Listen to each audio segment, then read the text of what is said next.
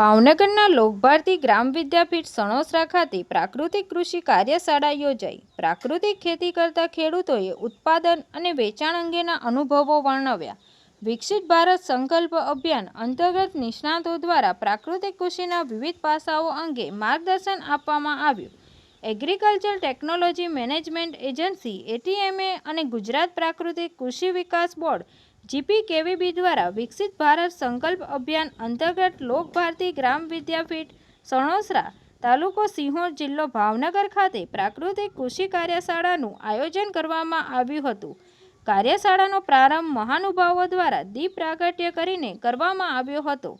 કાર્યશાળામાં વિષય નિષ્ણાતો દ્વારા પ્રાકૃતિક કૃષિના વિવિધ પાસાઓ અંગે માર્ગદર્શન આપવામાં આવ્યું હતું। કાર્યક્રમ દરમિયાન પ્રાકૃતિક કૃષિના 5 આયામો, તેના ફાયદા અને મહત્વ, બાગાયતી પાકોમાં પ્રાકૃતિક કૃષિ, માનવ જીવનમાં પ્રાકૃતિક કૃષિનું મહત્વ વિશે કાર્યશાળા યોજવામાં આવી હતી। આ ઉપરાંત પ્રાકૃતિક કૃષિ કરતા સફળ ખેડૂતોના અનુભવો રજૂ કરવામાં આવ્યા હતા।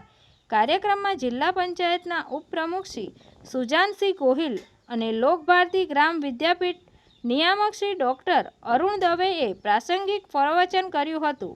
આ ઉપરાંત પ્રાકૃતિક કૃષિના 5 આયામો વિશે માર્ગદર્શન Shri Mahendrabhai Kavad, master trainer cum resource person, પ્રાકૃતિક કૃષિના ફાયદા, મહત્વ અને ખેત બચાવો અંગે માર્ગદર્શન Shri JN Parmar, project director આત્માએ આપ્યું હતું।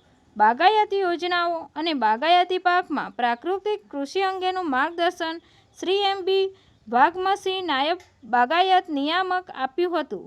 વરિષ્ઠ વૈજ્ઞાનિક અને KVKના વડાશ્રી ડૉક્ટર નિગમ શુક્લાએ પ્રાકૃતિક કૃષિનું માનવ જીવનમાં મહત્વ વિશે માર્ગદર્શન આપ્યું હતું। આ તકે પ્રાકૃતિક કૃષિ અપનાવનાર ખેડૂતોએ પોતાના અનુભવો પણ રજૂ કર્યા હતા। તેમજ કાર્યક્રમ બાદ મહાનુભાવોએ કૃષિ સ્ટોલની મુલાકાત લીધી હતી। તંત્રી મહેબૂબ રફાઈ સાથે રિપોર્ટર અયુબ રાઠોડ, ભાવનગર।